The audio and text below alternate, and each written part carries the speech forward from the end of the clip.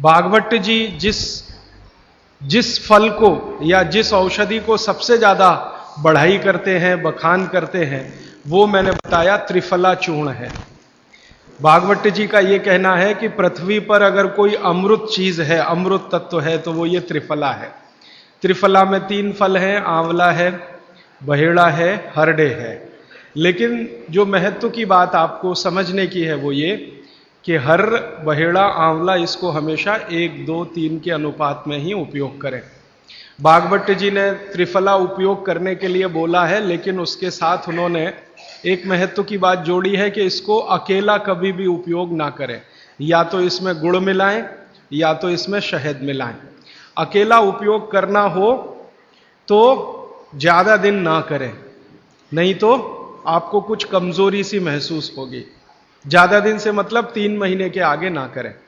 तो मैंने जो बताया, रात को अगर त्रिफला ले रहे हैं तो या तो आप दूध के साथ लें, पानी के साथ त्रिफला लेना माने अकेला त्रिफला लेना, ऐसा माना जाता है।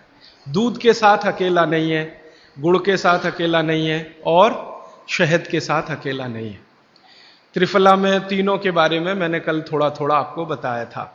ऐसे ही भागवत जी कहते हैं त्रिफला जैसी ही एक वस्तु है, त्रिकटु है। फिर ऐसे कर करके उन्होंने पूरी 108 की सूची बताई है। अब मैं उसको विस्तार में नहीं जाना चाहता, क्योंकि थोड़ा समय कम पड़ रहा है मेरे पास, और मुझे आगे की कुछ बातें जो छूटी हुई हैं वो बतानी है।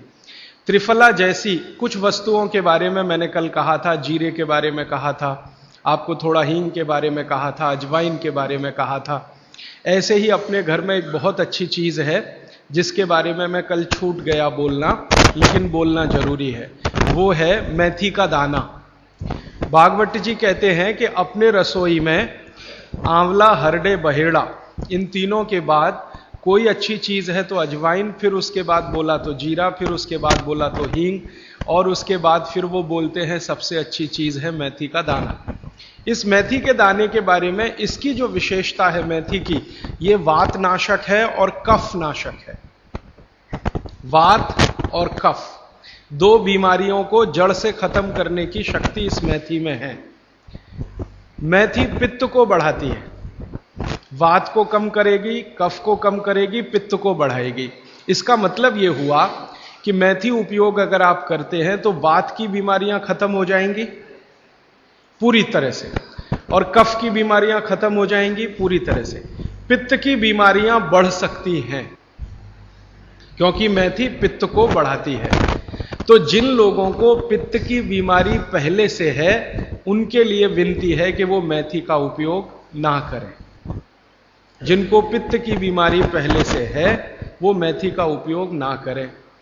पित्त की बीमारी आप समझते हैं, एसिडिटी होना, हाइपर एसिडिटी होना, अल्सर होना, पेप्टिक अल्सर होना, मुंह में पानी आना, खाने का हजम नहीं होना, खाना खाने के 2-3 घंटे बाद भी खाने का टेस्ट मुंह में रहना, डकारे आना वगैरह वगैरह, हिचकी आना, ये ज्यादातर पित्त से जुड़ी हुई बीमारियां।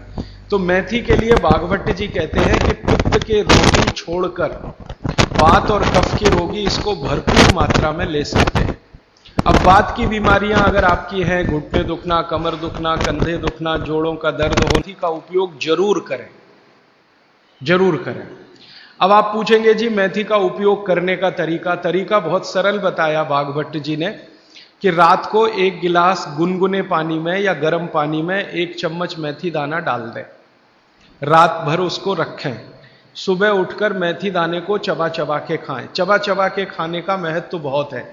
कई लोग मेथी की फंकी लेते हैं, पिसा हुआ मेथी होता है ना, उसकी फंकी लेते हैं, लेकिन फंकी का महत्व इतना नहीं है जितना चबाकर खाए हुए मेथी का है। क्यों? कारण उसका यह है कि जैसे ही मेथी आप चबाते हैं, लार बनना बहुत तेजी से शुरू होती है, क्योंकि मेथी का जो स्वाद है ना वो कटुक है, कषाय स्वाद है उसका।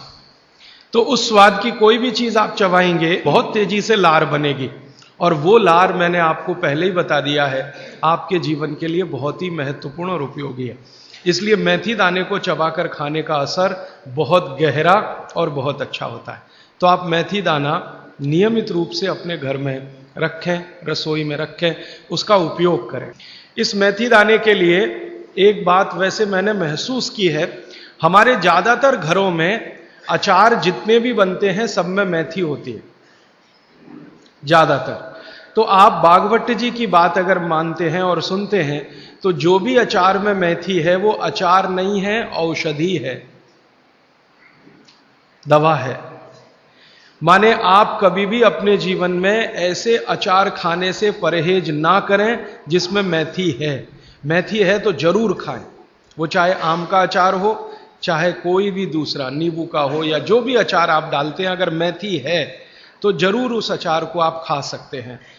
कुछ अचारों में मेथी के अलावा ये भी होती है, अजवाइन होती है।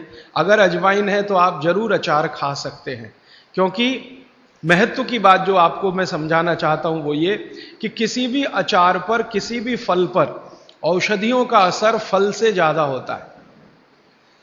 जो विज्ञान की बात है वो ये कि आपने अचार डाला, तो मान लो आम का फल था, आम के फल का अचार डाला, अब इस पे मेथी पड़ गई या इस पे पड़ गया ये अजवाइन पड़ गई, तो अजवाइन और मेथी दो ऐसी औषधियां हैं जो दूसरे के प्रभाव को बहुत कम और अपने प्रभाव को बढ़ा देती हैं। तो कई लोग ऐसा घबराते हैं ना, मुझे अचार खाना तो अच्छा लगता है लेकिन खा नहीं सकता क्योंकि मुझे ऐसी तकलीफ है। मैं आपको यह कहना चाहता हूं कि अगर मेथी पड़ी हुई है किसी भी अचार में और आप वात के रोगी हैं या आपको कफ की तकलीफ है तो बेझिझक वो अचार खाइए, तो अचार के साथ मेथी जाएगी। और अचार में पड़ी हुई मेथी का असर पानी की मेथी से कई गुना ज्यादा हो जाता है।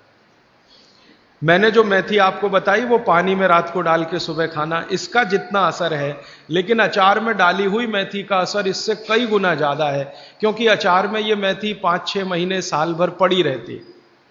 मेथी के बारे में बागवट जी कहते हैं कि तेल में मिलाकर अगर आपने इसको रख लिया तो बात वही है कि अचार में तो तेल भी है, बिना तेल के अचार नहीं है। अब मेथी उसमें डल गई तो आप समझ लीजिए कि इसकी शक्ति जो काम करने की है वो 20 गुनी ज्यादा होती है,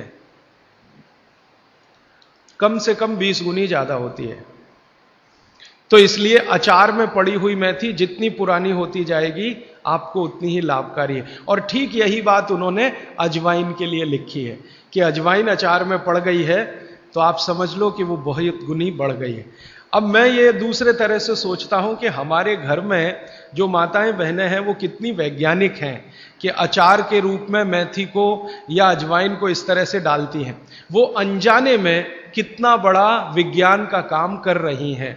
जानकर करें तो आप सोचो कितना गर्व हो, कितना गौरव हो, लेकिन अनजाने में वो कर रही हैं। तो ये बात मैं विशेष रूप से आपके ध्यान में लाना चाहता हूं कि जिस घर की माताएं अचार बनाना जानती हैं वो बहुत वैज्ञानिक है। भले उन्होंने अपनी मां से सीखा हो या दादी मां से सीखा हो या नानी मां से सीखा हो, अनजाने में आपने एक ऐसी चीज सीख ली है जो दुनिया के बड़े बड़े डॉक्टर नहीं जानते। कोई भी MBBS MD डॉक्टर से पूछ के देख लीजिए, उसके बारे में कुछ नहीं जानता। और चूंकि वो जानता नहीं है तो अनजाने में कह देता अचार मत खाओ जी, हाँ नहीं तो ये हो जाएगा वो हो जाएगा। उसको ये मालूम नहीं है कि मेथी दाने का अचार है, अजवाइन का अचार है, जीरे का अचार है, तो ये जीरा है, मेथी दाना है, अजवाइन है, हींग का अचार एक बनता है। तो बागवट जी कहते हैं कि जितने तरह के फलों के अचार हम बनाते हैं उसमें आयुर्वेदिक औषधि अगर पड़ गई है तो वो फल का असर कम है, औषधि का असर ज्यादा है। और आयुर्वेद की औषधियों को कुछ विशेष कॉम्बिनेशन में तेल के साथ अगर आप उपयोग कर रहे हैं तो असर सबसे ज्यादा है। माने बागवट जी के हिसाब से अचार आप जरूर खाएं, लेकिन इसमें उन्होंने बोला है कि अचार महत्व की बात है कि उसमें या तो मेथी हो, या तो अजवाइन हो, या तो जीरा हो, या तो हींग हो, दालचीनी हो, जो भी है, औषधि के बिना अचार ना खाएं। ये है उनका सूत्र। थोड़ा आगे बढ़ते हैं। वो हमारे रसोई घर में एक चीज के बारे में बहुत बखान करते हैं, माने बहुत बढ़ाई करते हैं। वो ये कहते हैं कि जो लोग खाने के बाद पान खाते हैं चूना मिलाकर, वो जिंदगी भर वात के रोगी होंगे नहीं। जो खाने के बाद पान खाते हैं चूना मिलाकर, वो जिंदगी भर वात के रोगी होंगे नहीं। माने चूना वो बोलते हैं सबसे बेहतरीन वातनाशक औषधि है। मेथी का दाना तो है ही, चूना उससे थोड़ा 1 डिग्री ऊपर है। मेथी दाने से चूना सबसे अच्छी वातनाशक औषधि है। चूने के बारे में भागवत जी का बहुत बहुत रिसर्च है, बहुत रिसर्च है, और वो ये कहते हैं कि ये भगवान की दी हुई प्रचंड मात्रा में अद्भुत ऐसी चीज है जो आपके वात के सब रोगों को दूर करेगी। माने घुटने दुखते हैं, कमर दुखती है, कंधा दुखता है, चूना खाइए। फिर वो कहते हैं कि इतना ही नहीं, शरीर में कैल्शियम जो है ना, कैल्शियम ये एक घटक है, माइक्रो न्यूट्रिएंट इसको कह सकते हैं अंग्रेजी में, सूक्ष्म पोषक तत्व है। ये कैल्शियम के बारे में जो गंभीर बात है आज के विज्ञान के हिसाब से जो मैं कहना चाहता हूं, भागवत जी ने तो 3500 साल पहले कह दिया, आज का विज्ञान उसको प्रूव कर रहा है, कंफर्म कर रहा है। वो ये कि कैल्शियम की कमी अगर शरीर को है तो आपको 20 नहीं 50 बीमारियां आएंगी। कैल्शियम की कमी अगर है शरीर को तो 50 बीमारियां आएंगी। क्या क्या आ सकता है? हर तरह का दर्द आपको होगा, हर तरह का, मांसपेशियों का दर्द, हड्डियों का दर्द, सब तरह का। हड्डियों की जितनी विकृतियां हैं वो सब कैल्शियम की कमी से आएंगे। हड्डियों के जितने रोग हैं वो सब कैल्शियम की कमी से आएंगे। फिर वो कहते हैं कि रक्त के बहुत सारे रोग कैल्शियम की कमी से आते हैं, रक्त के रोग, खून की बीमारी। फिर वो कहते हैं कि बहुत सारे कफ के रोग कैल्शियम की कमी से आते हैं। तो कैल्शियम कम नहीं होने देना चाहिए। जो विज्ञान आज का कहता है, आधुनिक विज्ञान ये कहता है कि कैल्शियम वो माइक्रो न्यूट्रिएंट है, वो सूक्ष्म पोषक तत्व है जिसके शरीर में रहने पर ही दूसरे सूक्ष्म पोषक तत्व उपयोगी होते हैं। ये 12-15 साल का रिसर्च है, एक वाक्य में मैंने खत्म कर दिया। कैल्शियम की उपस्थिति में ही बाकी सभी सूक्ष्म पोषक तत्व उपयोगी होते हैं। इसका मतलब यह है कि अगर आपको शरीर में विटामिन सी का असर देखना है तो कैल्शियम चाहिए, विटामिन ए का असर देखना है तो कैल्शियम चाहिए, विटामिन बी का असर देखना है तो कैल्शियम चाहिए, अगर विटामिन डी का असर देखना है तो भी कैल्शियम चाहिए, विटामिन के का असर देखना है तो भी कैल्शियम चाहिए, प्रोटीन अच्छे से आपके शरीर को काम में आए तो कैल्शियम चाहिए, कार्बोहाइड्रेट्स ठीक से आपके शरीर को मदद करे तो कैल्शियम चाहिए, फैट्स आपके शरीर में डिसॉल्व होते रहें और जहां जरूरत है वहां लुब्रिकेशन में मदद करते रहें तो कैल्शियम चाहिए। माने समझ लीजिए कि कैल्शियम अगर नहीं है तो शरीर में सब कुछ बीमारियां आने ही वाली है। इसलिए कैल्शियम की उपलब्धता शरीर को होनी ही चाहिए।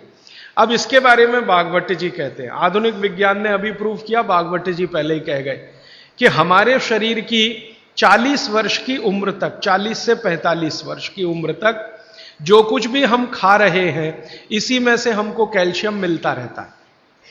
सबसे ज्यादा कैल्शियम आप जानते हैं दूध में है, दूध, फिर दूध के बाद दही, दही के बाद मट्ठा, मट्ठे के बाद मक्खन, मक्खन के बाद घी, इन सब में भरपूर कैल्शियम है।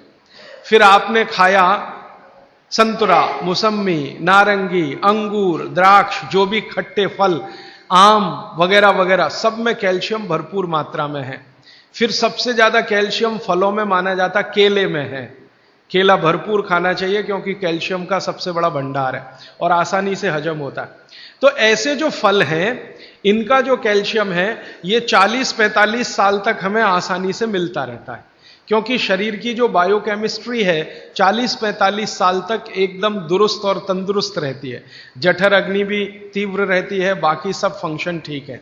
लेकिन जैसे ही 45 की उम्र खत्म होती है, माताओं को यह बात विशेष रूप से कह रहा हूं, बहनों को, माताओं को, जैसे ही आपकी 45 की उम्र पूरी होती है और आपका मेंसिस साइकिल बंद होता है, मासिक धर्म आपका बंद होता है, उसी समय आपको कैल्शियम हजम होना कम होना शुरू होता है। आप कितना भी ये सब चीजें खाएं, केला भी खाएं, ये भी खाएं, लेकिन कैल्शियम उतना पूर्ति नहीं करता, क्योंकि कैल्शियम को शरीर में डाइजेस्ट कराने वाला जो हार्मोन है वो तभी तक आपको है जब तक आपकी मासिक चक्र की शुरुआत है। मासिक चक्र बंद होते ही ये हार्मोन कम होता है। आप जानते हैं कई हार्मोन्स कम हो जाते हैं। तो कैल्शियम डाइजेस्ट होना बहुत मुश्किल होता है, तब आपको जरूरत पड़ती है कि बाहर से कैल्शियम लें। इसलिए सब माताएं इस बात को ध्यान दें और इसको गांठ बांध लें कि 45 की उम्र होते ही चूना खाएं, क्योंकि अतिरिक्त बाहर से कैल्शियम उसी से मिलेगा। चूना जरूर खाएं आप सबके लिए, और आपको भी है चूना खाएं, क्योंकि आपकी उम्र भी 45 की जब पूरी होगी तो ये जो कैल्शियम है वो आपके लिए पर्याप्त नहीं है जो फलों से और सब्जियों से आ रहा है, कुछ अतिरिक्त चाहिए। और चूंकि बाकी सब माइक्रो न्यूट्रिएंट्स कैल्शियम की उपस्थिति में ही काम आएंगे, इसलिए इस पर ध्यान दीजिए। तो शायद इसलिए इस देश में एक परंपरा विकसित हुई है पान खाने की। ये पान खाने की परंपरा बहुत वैज्ञानिक है, बहुत ही वैज्ञानिक। जिसने भी शुरू की वो बागवट का पक्का चेला रहा होगा, बहुत समझकर उसने ये शुरू की। और ये अद्भुत है। अद्भुत मैं इसलिए कह रहा हूं कि भारत की सब जातियों में उत्तर से दक्षिण, पूरब से पश्चिम ये परंपरा है। कहीं भी चले जाओ, आप सिक्किम में चले जाओ, अरुणाचल में चले जाओ, वो भी पान खाते हैं। और आप धुर दक्षिण में आ जाओ तो यहां भी है, उत्तर में चले जाओ, कहीं भी चले जाओ। तो ये पान खाना भारतीय सभ्यता का एक बहुत महत्वपूर्ण अंग है जो स्वास्थ्य से जुड़ा हुआ है। बस ध्यान इतना ही रखिए कि पान जो है चूने का ही खाना है। पान जो है चूने का ही खाना है। पान कभी भी कत्थे वाला ना खाएं, क्योंकि कत्था आपके लिए उतना उपयोगी नहीं है। कत्था स्वाद के लिए आप उपयोग करते हैं, चूना औषधि के लिए उपयोग करते हैं। ये बात मैं एक बार पहले भी कह चुका हूं, आज फिर से इसलिए कह रहा हूं कि कुछ नए चेहरे मैं देख रहा हूं। कल बहुत सारे नए और आज भी बहुत सारे नए चेहरे आए हैं। अब वो ये जरूरी बात से वंचित रह जाएं, इसलिए मैंने ये दोबारा से कहा है। तो आपके रसोई में मेथी दाना हो गया, चूना हो गया, पान हो गया, फिर पान के बाद आपको जीरा, हींग वगैरह वगैरह, अजवाइन, ये सब हो गई। ऐसी कुल 108 औषधियां हैं। गरीब से गरीब आदमी की रसोई में ये औषधियां हैं, इनका भरपूर उपयोग करिए। एक औषधि के बारे में बागवट जी कहते हैं और भी महत्व की है, दालचीनी। दालचीनी के बारे में बागवट जी कह रहे हैं कि वायु के जितने भी प्रकोप हैं, जैसे दमा, अस्थमा, ये वायु की बीमारियां, अस्थमा, दमा, वात की बीमारियां वायु की, तो इनको खत्म करने में या समाप्त करने में या इन बीमारियों को ठीक करने में बड़ी मदद करता है दालचीनी। और दालचीनी के बारे में बागवट जी कहते हैं कि ये दमा, अस्थमा, इनको तो खत्म करेगा ही, वात के सब रोगों को खत्म करेगा, कफ के रोगों को भी खत्म करता है। कफ के रोग आप समझते हैं, खांसी है, सर्दी है, जुकाम है, मोटापा है, वजन बढ़ना, ये सब कफ के रोग हैं। तो इनमें भी दमा जैसी बीमारियों जितना असर है दमा पे, उतना ही इस पर भी है, कफ की। तो दालचीनी का भी उपयोग आप कर सकते हैं आपकी बीमारी के हिसाब से। दालचीनी आप सब जानते हैं, आसानी से आपको पहचान में भी आती है। बस उसका उपयोग करते समय ध्यान रखें कि ये ज्यादा उपयोगी है पाउडर के रूप में। कई बार मैंने देखा है भोजन बनाते समय हम दालचीनी का पत्ता डाल देते हैं या उसकी वो जो छाल जैसी है वो डाल, वो उतना उपयोग नहीं आता जितना पाउडर करके वो उपयोग में आता है।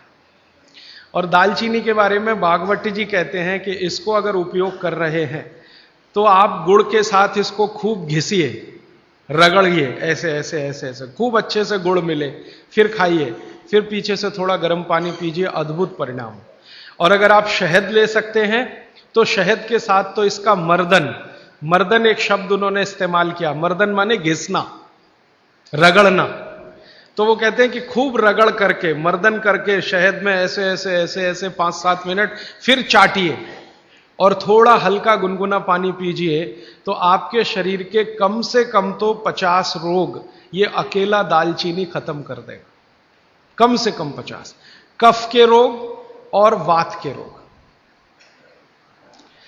तो ऐसी बहुत सारी चीजें अपने रसोई में हैं। अभी मैं थोड़ा आगे बढ़ता हूं, रसोई से बाहर निकलता हूं, क्योंकि रसोई में अगर मैं बोलूं तो और 3-4 दिन जाएगा। आपको और ज्यादा विस्तार से ये जानना है तो मैंने बार बार कहा है, पुस्तकें हैं। एक पुस्तक है जो रसोई घर पर ही केंद्रित है, जिसका नाम है स्वदेशी चिकित्सा। और एक दूसरी है सौंदर्य चिकित्सा, माने स्किन के जितने डिसीज हैं बाहर हैं आप ले जाइए। भागवत जी के ही सारे सूत्र हैं। बस इतना ही हमने किया है कि भाषा थोड़ी सरल की है और उपयोग आप कर सकें आज के समय में, उस हिसाब से उस सूत्र को लिखा है। लेकिन जितने सूत्र हैं किताबों में वो सब परीक्षण करके लिखे गए। 6-7 साल हमने खूब परीक्षण किया है, परिणाम मिले हैं तभी उनको लिखा है, ताकि किसी को फायदा तो हम दें अच्छा है, नुकसान किसी का ना हो हमारे कहने और करने से। मैं थोड़ा आगे बढ़ता हूं। भागवत जी कहते हैं कि भगवान ने, प्रकृति ने हमको जो बहुत सारी चमत्कारिक चीजें उपलब्ध कराई हैं, भगवान ने या प्रकृति ने, उनमें से एक चमत्कारी चीज वो बोलते हैं गाय है। गाय, भागवत जी कहते हैं कि भगवान ने और प्रकृति ने जितनी चमत्कारी चीजें हमें उपलब्ध कराई हैं उसमें से एक है गाय। और गोमूत्र के बारे में वो बहुत बखान करते हैं। बखान शब्द आप समझते हैं, खूब प्रशंसा करना, खूब प्रशंसा करना। वो कहते हैं कि ये गाय का मूत्र अद्भुत है। अद्भुत, अद्भुत है मतलब वो ये कहते हैं कि वात पूरी तरह से खत्म करने की शक्ति इसमें है, कफ पूरी तरह से खत्म करने की शक्ति इसमें है, और पित्त के रोगों को भी खत्म करने की शक्ति है कुछ आयुर्वेदिक औषधियों के साथ। वात और कफ को तो ये अकेला ही खत्म कर देता है, पित्त को खत्म करने के लिए इसमें कुछ औषधियां मिलानी पड़ती हैं। लेकिन वो कहते हैं कि जीवन में 3 तरह के जो जितने रोग हैं, वात पित्त कफ, इनकी कुल संख्या मैंने आपको सबसे पहले दिन बोली थी 148 रोग हैं लगभग भारत में। दुनिया की बात नहीं कर रहा हूं, सिर्फ भारत। तो भारत में वात पित्त कफ के कुल 148 रोग हैं। भागवत जी कहते हैं हर रोग को खत्म करने की शक्ति अकेली अगर किसी एक वस्तु में है तो ये गोमूत्र है। मेथी का दाना वात को कम करेगा, कफ को कम करेगा, पित्त को खत्म नहीं कर सकता, पित्त को कई बार बढ़ा देता। कई लोगों को यह महसूस होगा मेथी दाना खाएं तो जलन ज्यादा होती है, गैस बनती है, मुंह सूख जाता है, तो आप समझ लो पित्त भड़क गया आपका, तो उन लोगों के लिए तकलीफ है। लेकिन वो कहते हैं कि यह गोमूत्र एक ऐसी चीज है जो वात पित्त कफ तीनों को सम में लाने के लिए सबसे ज्यादा मदद करता है। अब ये तो उन्होंने लिख दिया 3500 साल पहले, तो जरूर कुछ ऑब्जर्वेशन किए होंगे। हमको इस पर भरोसा कम होता था। जब ये बात मैंने पहली बार पढ़ी तो भरोसा कम होता था कि क्या अद्भुत चीज बता रहे हैं वो, वात पित्त कफ तीनों को एक साथ सम में ला सकता है। थोड़ा सा मामूली हेरफेर करना पड़ेगा पित्त के रोगियों के लिए, बाकी के लिए तो कुछ नहीं करना। तो फिर हम लोगों को जब शक हुआ कि शायद ये इतना असरकारी नहीं हो सकता, तो गोमूत्र पर हम लोगों ने कुछ परीक्षण किए। हमारा एक बहुत बड़ा समूह है इस देश में, तो उसमें बहुत तरह के लोग हैं, वैज्ञानिक भी हैं, डॉक्टर भी हैं, वगैरह वगैरह। तो कुछ वैज्ञानिक और डॉक्टरों ने मिलकर कहा करके देख लो, भागवत जी कह रहे हैं तो हो सकता है जरूर इसमें कुछ गंभीर बात हो, करके देखो। तो जब करके देखना शुरू किया तो पिछले लगभग 5-6 वर्षों में गोमूत्र पर हजारों परीक्षण किए, हजारों। सबसे पहले तो उसका हमने केमिकल एनालिसिस कराया कि आखिर गोमूत्र है क्या। तो सबसे ज्यादा उसमें पानी है, पानी के अलावा क्या है, तो पता चला पानी के अलावा उसमें कैल्शियम है, तो पता चला पानी के अलावा उसमें सल्फर है, पानी के अलावा उसमें आयरन है, पानी के अलावा उसमें ऐसे जीवन के 18 सूक्ष्म पोषक तत्व हैं जो शरीर को बहुत ही उपयोगी है। पानी तो है ही गोमूत्र में, आपके भी मूत्र में पानी है, लेकिन पानी के अलावा उसमें बहुत कुछ ऐसा है जो आपके मूत्र में नहीं है, मनुष्य मूत्र में नहीं है। कैल्शियम है, आयरन है, सिलिकॉन है, बोरॉन है, Fe है, मैग्नीज है, मैग्नीशियम है, ऐसे 18 सूक्ष्म पोषक तत्व। अब मैं आपको पहले दिन की बात याद करा रहा हूं। ये 18 सूक्ष्म पोषक तत्व तो एक साथ अगर किसी चीज में है तो मिट्टी में है, मिट्टी, खेत की मिट्टी में, और दूसरी अगर किसी चीज में एक साथ है तो गाय के मूत्र में। दूसरी कोई भी चीज में अगर है तो गाय के मूत्र में। पहली चीज जिसमें है मिट्टी और दूसरी कोई चीज तो गोमूत्र। तो गोमूत्र का प्रयोग आप जरूर कर सकते हैं। ये जो संपूर्ण घटक वाली एक पेय पदार्थ है या द्रव्य पदार्थ है, इसके बारे में वो कहते हैं कि ये बहुत अच्छा है, चमत्कारिक है। तो हमको लगा कि करके देख लो। तो इसका पहले हम लोगों ने केमिकल एनालिसिस कराया। एक लेबोरेटरी में गाय का मूत्र डिब्बे में भर के दिया, शीशी में भर के, कि जरा देखो इसमें क्या है।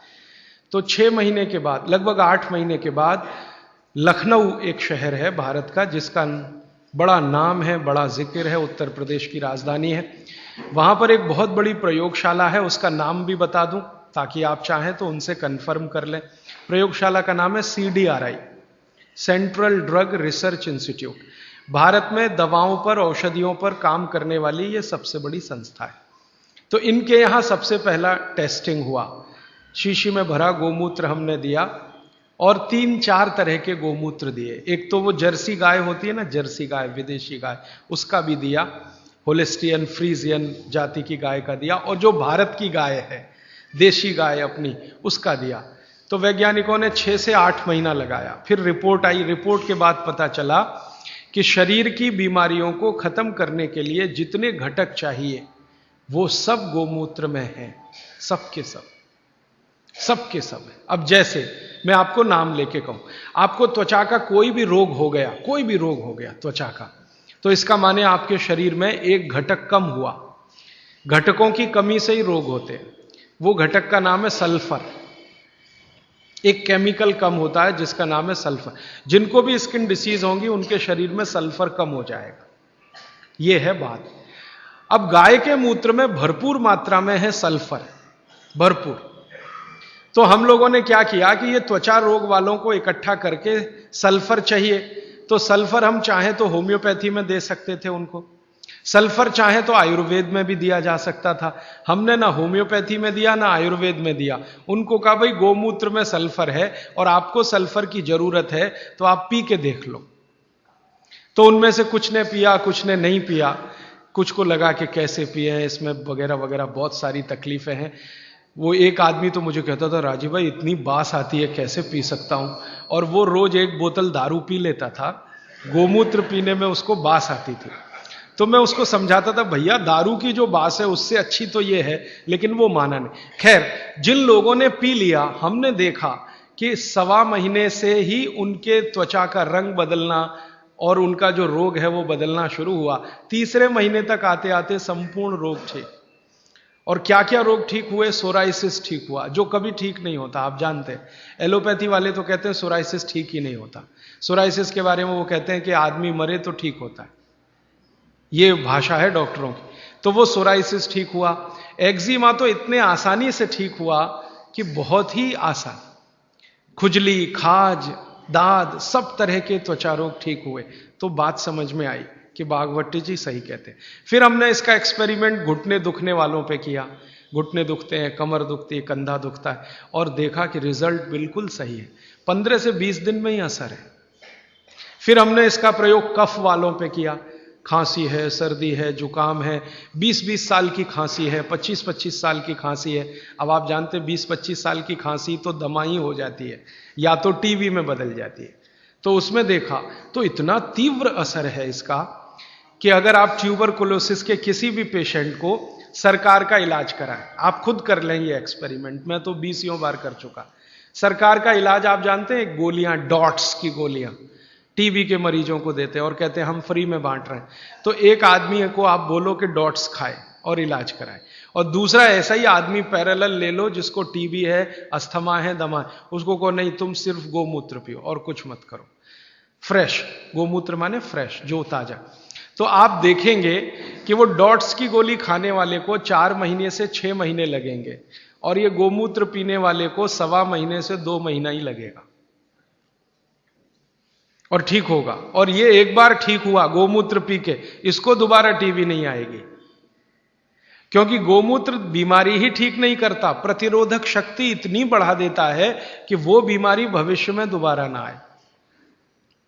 तो समझ में आया कि बागभट्ट जी तो कुछ गलत नहीं बोल गए, सही। फिर हमने और एक एक्सपेरिमेंट किए कि जिनको डॉट्स दी जा रही है, ऐसे कुछ मरीज एम्स में हमने चिन्हित किए। ज्यादा एक्सपेरिमेंट हमने एम्स के डॉक्टरों की मदद से किए। तो ऑल इंडिया इंस्टीट्यूट के कुछ मरीज जिनको डॉट्स दी जा रही है, नियमित रूप से टीबी के लिए वो आते हैं, उनको शीशी में भर भर के ये दे दिया, और ये नहीं कहा कि ये गोमूत्र है, क्योंकि कहो तो खाएं नहीं और पिए नहीं। उनको कहा ये बहुत अच्छा सिरप है, आप इसको पीते रहो। अब वो आते थे, शिकायत करते थे कि ये कैसा सिरप है, इसमें कुछ बास सी आती है, दूसरे सिरप तो मीठे मीठे लगते हैं, कि भाई ये सिरप दूसरे तरह का है। तो उनको बताएं तो पिए नहीं, और हमारा एक्सपेरिमेंट हो नहीं तो हमें तो करना था, तो उनको बताया गया। तो ये हमने देखा कि डॉट्स का जो काम करने का है, डॉट्स माने उसके जो माइक्रोन्यूट्रिएंट्स, उसके घटक जो शरीर पर काम हो रहे हैं, गोमूत्र पीते ही उनके काम करने की शक्ति 20 गुने से 40 गुनी बढ़ गई।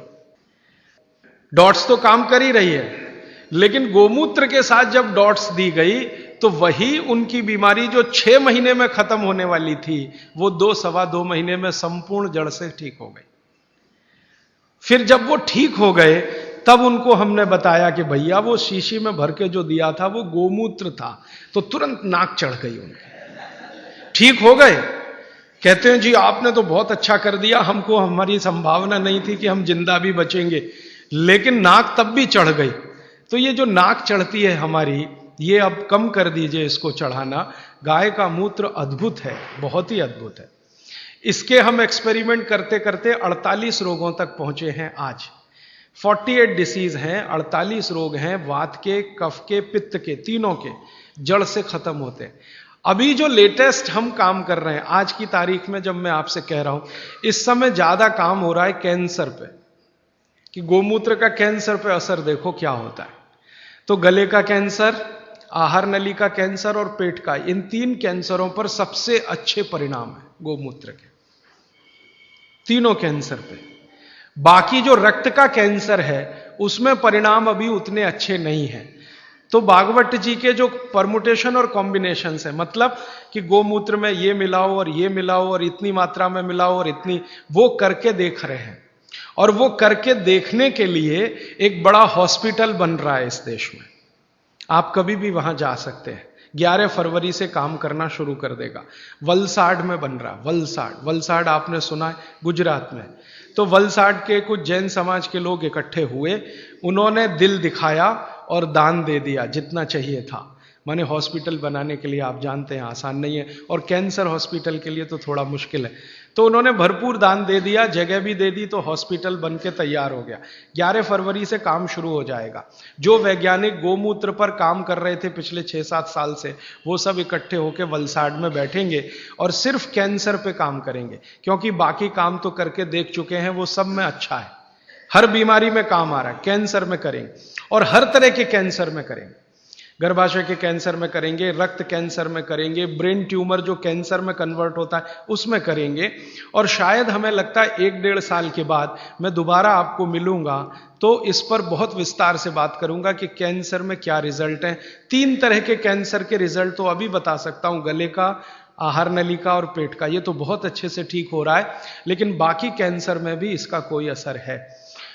आपने कैंसर के बारे में जितना कुछ सुना है उसमें से एक बात मैं कहूं कि आधुनिक विज्ञान ये कहता है कि शरीर को कैंसर तभी होता है जब शरीर में एक केमिकल कम होता है। उस केमिकल का नाम है करक्यूमिन।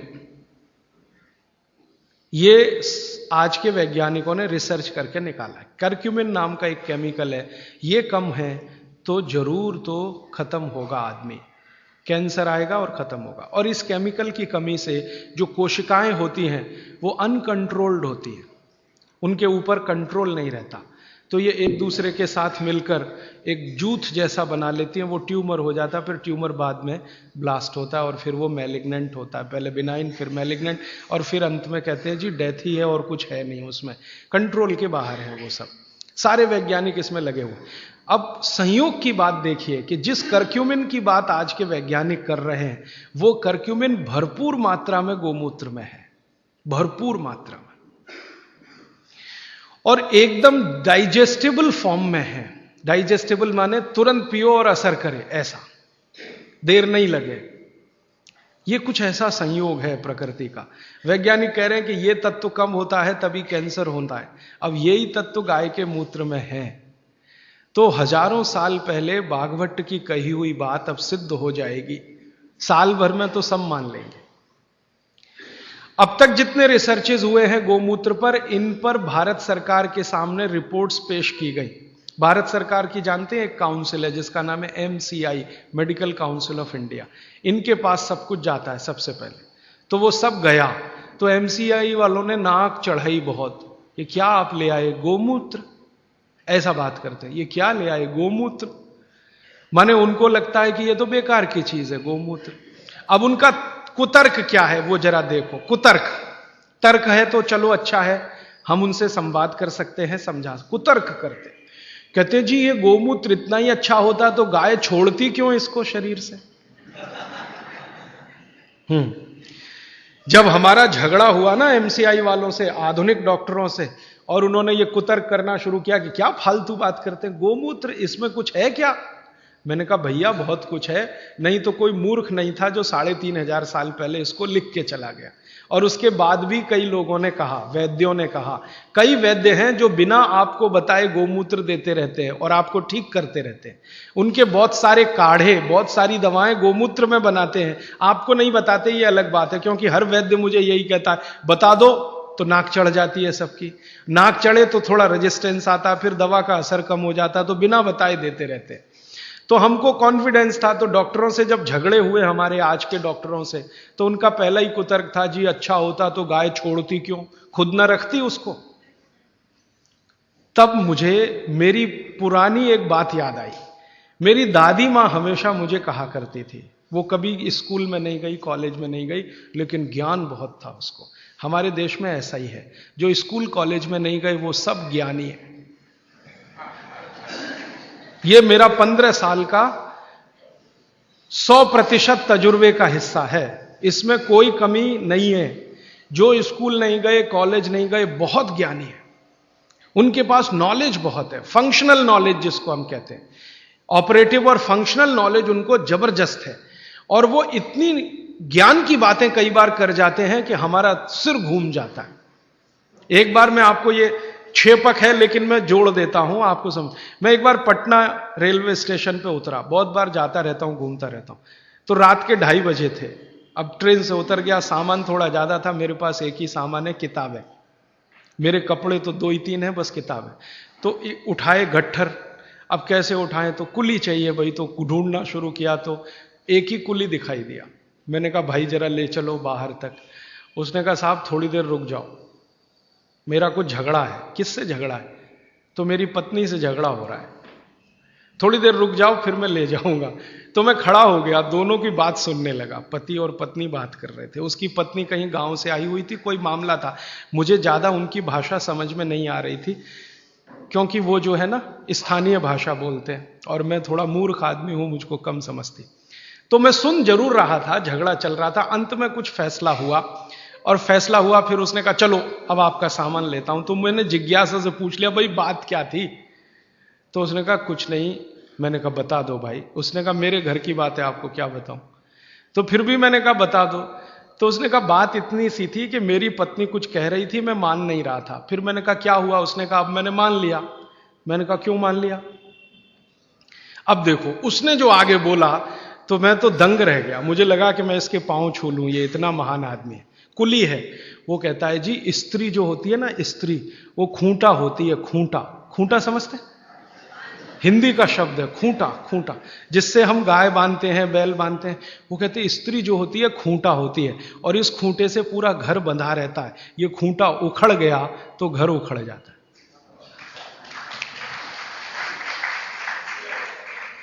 अब मैंने कहा कि भाई इसने कहीं यूनिवर्सिटी में गया नहीं, कोई डिग्री इसके पास है नहीं, इतने ज्ञान की बात इसने कैसे कही?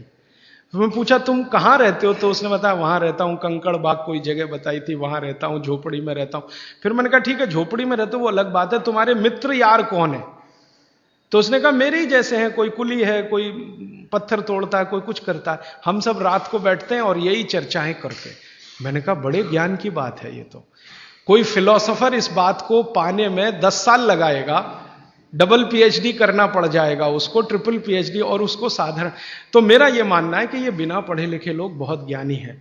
ये अनजाने में कई बार ऐसी बातें करते हैं या ज्ञान के काम करते हैं जो जानकर करें तो सबका गौरव और सम्मान इतना ही हो जितना हमारा आपका है। तो बागवट जी ने कह दिया। उसके बाद बहुत सारे वैद्यों ने अनजाने में ये किया कि बागवट जी कह गए इसलिए गोमूत्र में घिस के दो, हरडे है ना, गोमूत्र में घिस के दो तो ज्यादा लाभ करती है, पानी में घिस के दो तो कम लाभ करती है, ऐसे ऐसे। तो मैंने उन वैज्ञानिकों से झगड़ा ले लिया इसी आधार पर कि ये बोला है, हजारों साल किया है, ये अलग बात है कि रिपोर्ट्स नहीं रखी उन्होंने, तो ठीक है हम निकाल के देंगे आपको। तो उनका एक ही कुतर्क था कि जी मूत्र इतना अच्छा होता तो गाय क्यों छोड़ती इसको, आपका मूत्र अगर इतना अच्छा होता तो आप क्यों छोड़ते इसको। फिर बाद में मुझे दादी की बात याद आई कि दादी ये कहती थी कि ये गाय नहीं है, माता है, माता है, माता। वो कभी भी हम कहते थे गाय, तो वो कहती थी गाय मत बोलो, गो माता, या तो माता बोलो नहीं तो गो माता। गाय नहीं बोलने दिया कभी भी उसने, क्योंकि गाय बोलना वो कहती थी अपमान है उसका, तो गौ माता है। अब माता जो होती है हर जरूरी चीज बच्चे के लिए छोड़ती है, ये आप सब जानते हैं। बच्चा उत्पन्न हुआ तो उसको सबसे ज्यादा जरूरी है दूध, तो मां दूध छोड़ना शुरू कर देती है। बच्चे होने के पहले तक नहीं है, वो बच्चा होने के बाद ही है। तो माता के बारे में यह कहा जाता है, मां की परिभाषा इस देश में है कि हर जरूरी चीज जो उसके बच्चे को चाहिए वो छोड़ती है। तो मुझे लगा गाय भी माता है तो ये बहुत जरूरी चीज है शायद हमारे लिए, मूत्र, तो ये हमारे लिए शायद छोड़ती है। हम मूर्ख हैं कि उसको इकट्ठा नहीं करते, बेकार जाने देते हैं। तो वैज्ञानिकों को मैंने कहा भाई हमारे यहां तो ये कहा जाता है कि ये गाय नहीं है, माता है, तो मां कुछ जरूरी चीज हमारे लिए छोड़ती है तो शायद ये जरूरी हो। तो उनका अच्छा ठीक है, अब आप बहुत जोर दे रहे हो, और हमने कई तरह का प्रेशर डलवाया था उनके ऊपर, तो चलो करके देख लेते हैं। फिर एम्स के और एमसीआई के वैज्ञानिकों ने काम किया, और काम करने के बाद 8 महीने के बाद वो कहते हैं बात आपकी बिल्कुल सही है, ये गोमूत्र हमारे लिए ही गाय छोड़ती है, हमारे लिए ही छोड़ती है, हमको बीसियों बीमारियां हैं जो इससे ठीक होती है। तो आप अपने जीवन में गाय के प्रति देखने का थोड़ा नजरिया बदल दो। अब तक आप गाय को दूध के लिए देखते थे, अब मैं आपको दिखाना चाहता हूं मूत्र के लिए देखो। दूध तो बोनस है, मूत्र उसकी जिंदगी के आखिरी दिन तक मिलने वाली औषधि है। दूध तो थोड़े ही दिन मिलेगा, आप जानती हैं गाय थोड़े दिन दूध देती है, जैसे मां थोड़े दिन दूध दे सकती है वैसे गाय भी थोड़े ही दिन दे सकती है, हमेशा नहीं दे सकती, थोड़े दिन के बाद दूध बंद हो जाता है। लेकिन मूत्र जीवन के आखिरी दिन तक देती है, और उस मूत्र से हमने करके देख लिया, वैज्ञानिकों ने मान लिया कि 48 बीमारियां तो जड़ से ठीक हो जाती हैं। ये बीमारियां क्या क्या हैं फिर से सुना देता हूं। जोड़ों के दर्द सब तरह के, किसी भी स्तर के जोड़ों के दर्द, पित्त की बीमारियां किसी भी तरह की, कफ की बीमारियां किसी भी तरह की, गोमूत्र से ठीक होती है। आप बोलेंगे इसको लेना कैसे चाहिए? बागवट जी ने इसका तरीका यह बताया है कि गोमूत्र लेना हो तो उसका सबसे अच्छा समय है सवेरे का, सवेरे का समय बताया है, अच्छा है, सवेरे गोमूत्र लेना चाहिए। कितना लेना चाहिए? तो यह मात्रा बागवट जी बोल कर गए कि जो बहुत ज्यादा बीमार हैं, बहुत बीमार हैं, उनको एक दिन में 100 ग्राम, 100 ग्राम नहीं कहा है, लेकिन जो मात्रा दी है वो ग्राम के बराबर है, और 100 ग्राम बोल रहा हूं ताकि समझ में आए, नहीं तो उनकी मात्रा बोल दी तो समझ में नहीं आएगी, लेकिन वो लगभग 100 ग्राम। तो जो बहुत बीमार हैं उनको 100 ग्राम, 100 मिलीलीटर, 100 मिलीलीटर माने एक कप जो चाय का है ना उसमें 150 ml चाय आती है, 150 मिलीलीटर, तो उसका पाव कप मान लो। ये बीमार, बहुत बीमार लोगों के लिए। और वो कहते हैं कि इसको आधा आधा करके लो तो और अच्छा है, तो आधा एक बार ले लिया, आधा दूसरी बार ले लिया, और जिस समय लें पेट खाली रहे, तो नाश्ते के पहले। अब पेट खाली 2 समय रहता है दिन में, एक तो सुबह सुबह, और दूसरा जब भोजन के बाद आप 4 घंटे निकल जाए ना तो पेट लगभग खाली हो जाता है, तो शाम को ले सकते हैं बीमार लोगों। और जो बीमार कम है या स्वस्थ हैं, निरोगी हैं और लेना चाहते हैं, उनको एक ही बार, तो 50 मिलीलीटर की मात्रा उन्होंने बताई उसके लिए। स्वस्थ, कम बीमार 50 मिलीलीटर। 50 मिलीलीटर माने एक कप का तिहाई हिस्सा, 1/3, तो ये आप ले सकते हैं। अब जिस गाय का मूत्र आप ले रहे हैं उसके बारे में एक छोटी जानकारी उन्होंने जोड़ी उसमें। वो ये कहते हैं सूत्र में कि गाय जो मूत्र पीने लायक माने औषधि के रूप में देती है, वो गाय को पैदल चलना बहुत आवश्यक है, माने वो चले, दिन में घूमे टहले। बांधी हुई गाय जिसको आप चलने ही मत दो, घर में ही बंधी रहे, उसके मूत्र के बारे में बागभट्ट जी कहते हैं कि वो उपयोगी नहीं है, उपयोगी नहीं। अब हमने क्या देखा कि ये जो जर्सी गाय है ना, जर्सी, होलिस्टियन, फ्रीजियन, ये बंधी हुई गाय है। आप इसको छोड़ भी दो तो जाती नहीं है, बद्ध से बैठ जाती है। खड़ा करो फिर बैठ जाएगी, फिर खड़ा करो फिर, खड़ी भी नहीं होती, ज्यादा देर बैठी रहेगी। चलना तो उसके लिए इतना भारी है कि जब वो चलेगी तो ऐसी कराह निकलती है उसके मुंह से। तो ये बंधी हुई गाय है। बागभट्ट जी कहते हैं बंधी हुई गाय का मूत्र अच्छा नहीं है। तो हमने जर्सी का निकाल के देखा, वो सच में अच्छा नहीं। जर्सी गाय के मूत्र में 3 ही घटक हैं और देशी गाय के मूत्र में 18 घटक हैं। जो कुछ मिट्टी में है वो गाय के मूत्र में है। अच्छा, फिर मुझे बचपन की एक बात याद आई। मेरी दादी मां ने कहा कि गाय के शरीर में 33 करोड़ देवता हैं।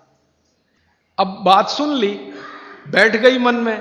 एक्सप्लेनेशन में पूछता था अपने आप से कि ये कैसे हो सकता, 33 करोड़ देवता, 33 करोड़ देवता। तो हमारे यहां एक शब्द है कोटि। कोटि, कोटि है ना, कोटि। कोटि का एक अर्थ होता है करोड़ और कोटि का एक अर्थ होता है प्रकार। संस्कृत शब्द है कोटि। कोटि का एक अर्थ है करोड़, 10 करोड़, 20 करोड़, 50 करोड़, जो गिनती में आप गिन। कोटि का दूसरा अर्थ है प्रकार। तो शायद यहां पर जो अर्थ है वो प्रकार वाला है। 33 प्रकार के देवता, 33 करोड़ नहीं, क्योंकि जिस समय भागवत जी ने लिखा था उस समय हिंदुस्तान की आबादी 20 करोड़ से कम रही होगी। तो 33 करोड़ देवता कैसे हो सकते हैं जब कुल मनुष्यों की संख्या इतनी कम है? तो शायद वो प्रकार वाला है। और आजकल बहुत लोग खिल्ली उड़ाते हैं ना हिंदू धर्म की, ये ईसाई लोग और मुसलमान लोग जो खिल्ली उड़ाते हैं ना, वो इसी पे आ जाते हैं। क्या बात करते हो, 33 करोड़ देवता हैं तुम्हारे यहां? हमारे यहां तो एक ही देवता है और देवता तो एक ही होता है। तो वो शायद 33 प्रकार के देवता हैं, ऐसा है। अब मैंने एक बार पुराने शास्त्रों से गाय का एक चित्र निकला हुआ देखा, तो देवताओं का बना हुआ था कि गाय के शरीर में कौन कहां है। जैसे गाय के मूत्र में धन्वंतरी देवता है, गाय के गोबर में लक्ष्मी जी का निवास है। एक संस्कृत सूत्र है गोमय वसति लक्ष्मी, गाय के गोबर में लक्ष्मी है, गोमूत्र में धन्वंतरी है, गाय के गले में शंकर जी हैं, ऐसे ऐसे करके है। अब मैंने कहा करके देखो भाई, हैं तो करके देख लो। तो पहली बात तो समझ में तुरंत आ गई कि गोमूत्र से इतने रोग ठीक हो रहे हैं और धन्वंतरी तो आरोग्य के लिए ही उत्पन्न हुए थे, तो मूत्र में धन्वंतरी तो है पक्का। गोबर में लक्ष्मी है क्या? तो हम लोग 6-7 साल से ये प्रयोग कर रहे हैं और अब जाके हम ये कह सकते हैं कि सच में महालक्ष्मी है गोबर में, लक्ष्मी नहीं महालक्ष्मी। क्योंकि हमने गोबर का उपयोग किया खेतों में, यूरिया डीएपी बंद करा दिया। भारत में हमारा जो अभियान है ना, हिंदू स्वराज अभियान, आजादी बचाओ आंदोलन, इसके करीब करीब कार्यकर्ता पूरे देश में 18-20 हजार ऐसे हैं जो गोबर से ही खेती करते हैं। यूरिया का एक दाना नहीं डालते, डीएपी नहीं डालते, गोबर ही डालते। जब जरूरत पड़े गाय का गोबर डालते। और उनकी खेती पहले से इतनी अच्छी है कि उत्पादन उनका 2 से 3 गुना बढ़ गया। पहले हमारा कोई कार्यकर्ता कपास करता था तो यूरिया डीएपी से 1 एकड़ में 2-2.5 क्विंटल, अब गोबर डाल के करता है तो 7 क्विंटल कपास। पहले हमारा एक कार्यकर्ता गेहूं करता था तो यूरिया डीएपी से 1 एकड़ में 12 क्विंटल गेहूं, अब गोबर से गेहूं करता है तो 24 से 25 क्विंटल गेहूं उसी 1 एकड़। धान करते थे, चावल करते थे तो यूरिया डीएपी से आता था मुश्किल से 15-17 क्विंटल धान, चावल उसमें भी कम होता था। अब हम धान करते हैं तो 30 क्विंटल तक आता है उसी गोबर से। बाजरे में किया, मक्के में किया, गन्ने में तो इतना अद्भुत परिणाम है कि यूरिया डीएपी का गन्ना करो तो गन्ना ज्यादा से ज्यादा 8 फीट ऊंचा होता है, गोबर से गन्ना करो तो 14 फीट तक ऊंचाई जाती है। गन्ने में यूरिया डीएपी से रिकवरी 8% है, गोबर से रिकवरी 14-15% है। और जो गोबर से गन्ना करें और उसका गुड़ बनाएं, रस से गुड़ बनाएं, तो वो गुड़ का अंतरराष्ट्रीय बाजार में भाव 70 रुपए किलो है और आप 15 रुपए किलो खरीदने में परेशान हैं। क्योंकि इंटरनेशनल मार्केट में लोग कहते हैं कि जी गोबर का गन्ना और उसका रस और गुड़ मिलता नहीं किसी देश में, भारत में ही संभव है, क्योंकि देशी गाय ही भारत में है और किसी के पास देशी गाय है नहीं। तो गोबर में लक्ष्मी है, क्योंकि आप उत्पादन बढ़ाएंगे, बाजार में बेचेंगे, लक्ष्मी आएगी। तो गोमय वसति लक्ष्मी, गोमूत्रे धन्वंतरी, सूत्र कुछ ऐसा है कि मूत्र में धन्वंतरी, गोबर में लक्ष्मी। अब ये गोबर पर एक्सपेरिमेंट करते करते हम यहां तक आए हैं कि गाय के गोबर में से गैस निकलती है। ये गैस से आप अपने घर का चूल्हा तो जला ही सकते हैं, ये तो पुरानी बात है। अभी आज की बात जो है वो ये कि गाय के गोबर से निकली हुई गैस से गाड़ी चला सकते हैं। गाड़ी माने Tata Sumo, Tata indica, Tata Sierra, Tata की वो सफारी, ये सब चलती है, बहुत आराम से चलती है। गोबर गैस है ना, उसको सिलेंडर में भरो और वो सिलेंडर गाड़ी में लगा दो तो बिना इंजन बदले और कोई तकलीफ किए वही गाड़ी दौड़ती है। दिल्ली में आईआईटी है, कभी भी आप वहां चले जाइए, आईआईटी कैंपस की सब गाड़ियां गोबर गैस से ही चलती हैं। और इस आधार पर सुप्रीम कोर्ट में एक केस का अभी फैसला हुआ है। हमारे देश का अदालत अब तक ये कहती थी कि गाय दूध न दे तो बेकार है, काट दो। अब सुप्रीम कोर्ट ने अपना फैसला बदल दिया, वो कहते हैं ये दूध नहीं दे तो भी उतनी ही उपयोगी है, क्योंकि गोबर दे रही है और मूत्र दे रही है। कोर्ट ने अपना जजमेंट बदला, ये भारत के इतिहास में पहली बार हुआ। सुप्रीम कोर्ट ने अपना पुराना जजमेंट बदला, ये एक्सपेरिमेंट होने के बाद। अब थोड़े दिन में हमारी तो एक योजना है, आप अगर मदद करेंगे तो हम जरूर करेंगे इस योजना को। गांव गांव जहां भी गाय है वहां गोबर है। गोबर है तो हम क्या करने वाले हैं, गोबर गैस प्लांट छोटे छोटे हर जगह, गैस निकालो और सिलेंडर में भरो। कंप्रेशर की मदद से, आप जानते हैं कोई भी गैस सिलेंडर में भरी जा सकती है, तो कंप्रेशर की मदद से गैस सिलेंडर में भरो और सिलेंडर खुद भी इस्तेमाल करो, दूसरों को भी दो। ये एलपीजी का चक्कर खत्म करो, क्योंकि ये एलपीजी आयातित है, माने इंपोर्टेड है। दूसरे देश के सामने हम भिखारी बन के खड़े हैं, जी दे दो। ईरान से मांग रहे हैं, इराक से मांग रहे हैं, ईरान आंखें दिखा रहा है नहीं देते। हाँ देंगे तो इस कीमत पे देंगे, गरज है तो ले लो, नहीं तो मत लो। तो हमारी सरकार भीगी बिल्ली बनी हुई उनके सामने रेरियाती है, गिगियाती है। ये चक्कर अभी खत्म करना, हमको तो डीजल पेट्रोल ही खत्म करना है इस देश में, जरूरत ही नहीं डीजल पेट्रोल। जब तक गाय जीवित है उसका गोबर है, गोबर से गैस है, गैस से सब चलेगा। आपकी बिजली भी बना लो, गाड़ियां भी चला लो, रसोई गैस भी जला लो, घर के सब काम गोबर गैस से हो सकते हैं। और गोबर गैस की बनाई हुई रोटी का स्वाद आपके एलपीजी की रोटी के स्वाद से कई गुना अच्छा है, करके देख लीजिए आप। तो हमारी भविष्य की योजना है कि हम इस अभियान में आगे ये करने जा रहे हैं, गांव गांव के कार्यकर्ताओं को प्रशिक्षण देके कैसे गोबर गैस बनाई जाए, कैसे प्लांट लगाया जाए, कैसे उसको निकाला जाए, गैस को कैसे सिलेंडर में भरा जाए। जिस दिन ये काम बड़े पैमाने पर चल पड़ा, हिंदुस्तान को डीजल पेट्रोल एक बूंद खर्च करने की जरूरत नहीं, गाय से ही देश चलेगा। तो समझ में आएगा कि इसमें महालक्ष्मी है गाय के गोबर में, लक्ष्मी नहीं महालक्ष्मी।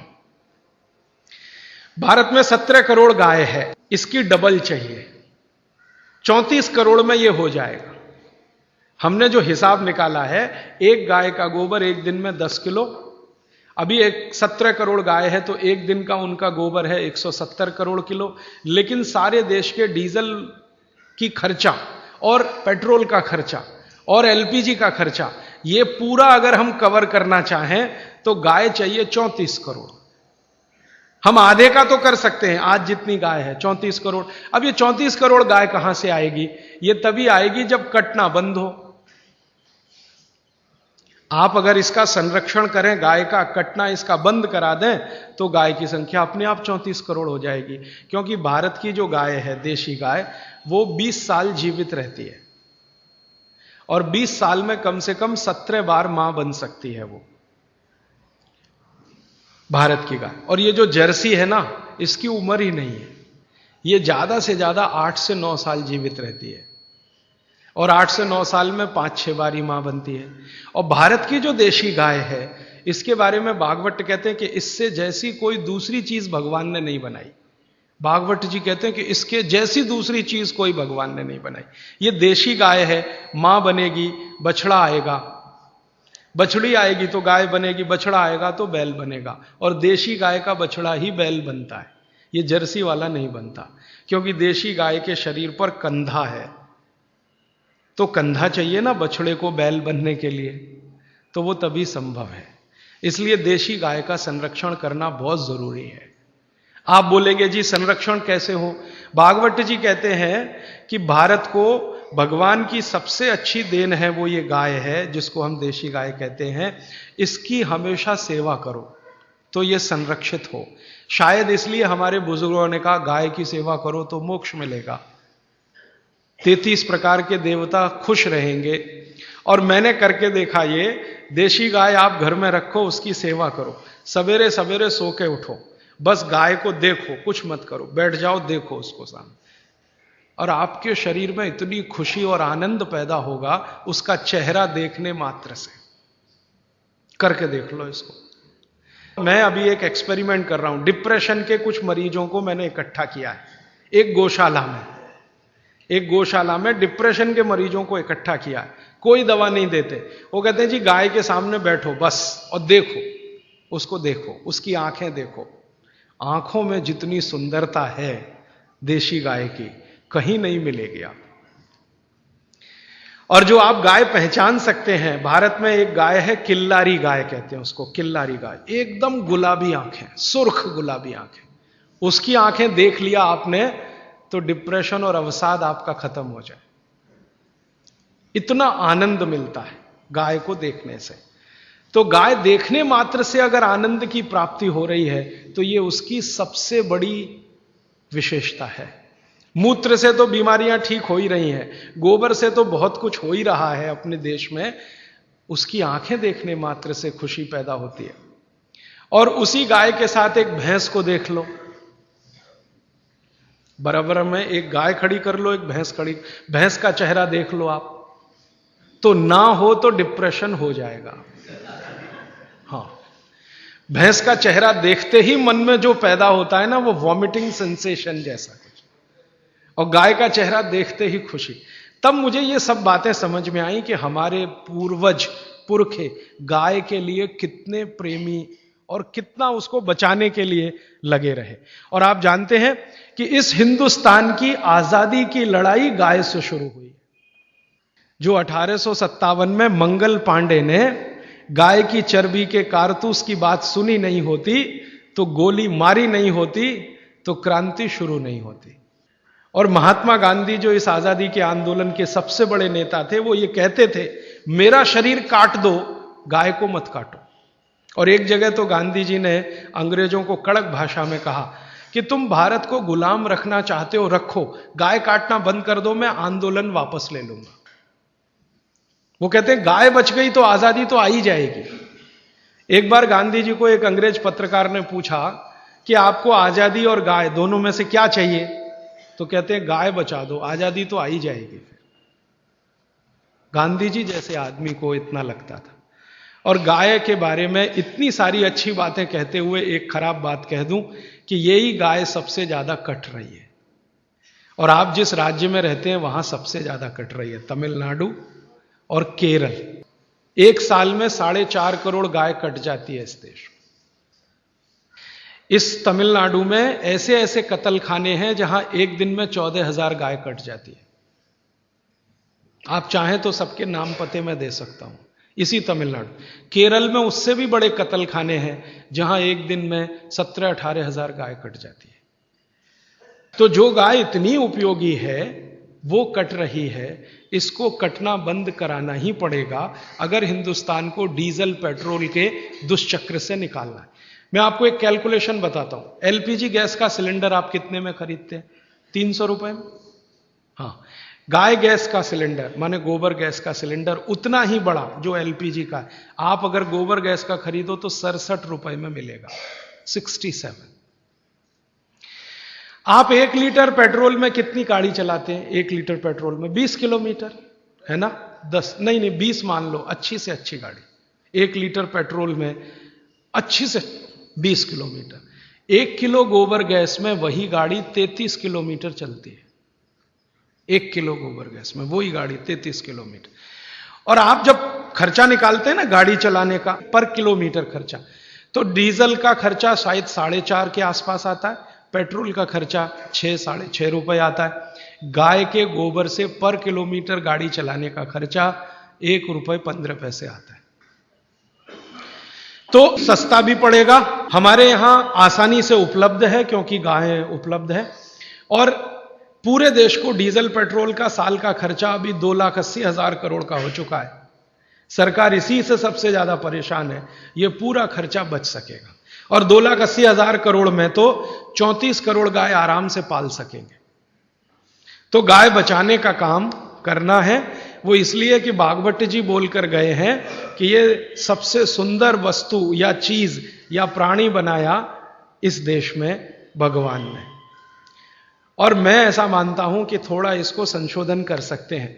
प्राणी नहीं, प्राण है ये देश का। और हम ये कहते हैं ना जानवर, जानवर नहीं, जान है इस देश की। भारत को अगर भारत की जान है तो ये गाय है, भारत की प्राण है तो ये गाय है, ये है तो हम हैं। कई बार मैंने लोगों को ये कहते सुना है हम गाय पालते हैं। उनको हाथ जोड़कर कहता हूं कि आप गाय नहीं पालते, गाय आपको पालती है। ये अहंकार मत करिए अपने मन में कि हम गाय पालते हैं। आपके मन में विनम्रता आनी चाहिए कि गाय हमें पालती है। आप क्या पालेंगे जी? वो तो भगवान की है, आपकी हैसियत नहीं उसको पालने की। वो तो भगवान की कोई कृपा हो गई आपके ऊपर जो आपको दे दी उसने। तो ये कृपा आप सब पर हो तो इसके लिए कुछ प्रयास करें। आप बोलेंगे जी क्या करें? सबसे पहला प्रयास कि गाय का कत्ल रुके। गाय का कत्ल रुकने में आप कहेंगे जी हम क्या कर सकते हैं? आप बहुत बड़ा काम कर सकते हैं। वो ये कि आप अपने जीवन में एक संकल्प ले लो कि जी दूध पिएंगे तो गाय का ही पिएंगे। मुझे बाबूजी 3-4 दिन से एक जानकारी दे रहे हैं। एक राधा कृष्ण बजाज जी उनके यहां आया करते थे। राधा कृष्ण बजाज का नाम शायद आपने सुना हो, बहुत बड़े गांधीवादी नेता रहे, बिनोबा जी के साथ रहे और आजादी के आंदोलन से इस देश को संभालने और संवारने में लगे रहे। उन्होंने संकल्प ले रखा था जी दूध पीऊंगा तो गाय का ही। तो ये बाबूजी बताते हैं कि इनके घर आते थे तो गाय का ही दूध पीते थे। अब मैं सोचता हूं कि राधा कृष्ण बजाज जैसा संकल्प सब ले लें कि जी दूध पिएंगे तो गाय का ही पिएंगे, पिएंगे ही नहीं भैंस का, पिएंगे नहीं डेयरी का, गाय का ही पिएंगे।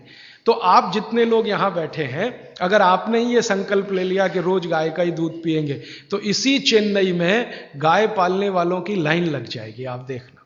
क्योंकि मैं बार बार कह रहा हूं आज का मार्केट कंज्यूमर मार्केट है, बायर्स मार्केट है। आज की दुनिया में खरीदने वाले का मार्केट है, बेचने वाले का कुछ नहीं है। जो डिमांड खड़ी करे तो सप्लाई आती है।